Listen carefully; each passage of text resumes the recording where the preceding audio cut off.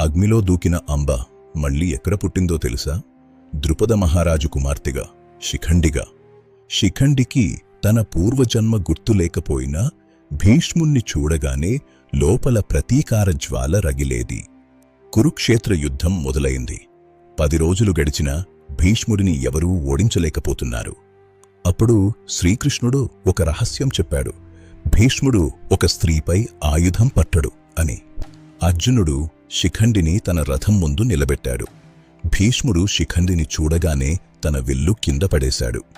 అదే సమయం శిఖండి వెనుక నుండి అర్జునుడు బాణాల వర్షం కురిపించాడు. భీష్ముడు అంపశయ్యపై పడిపోయాడు. అంబ ప్రతిజ్ఞ నెరవేరింది. 1000 సంవత్సరాల ప్రతీకారం ఆ రోజుతో ముగిసింది.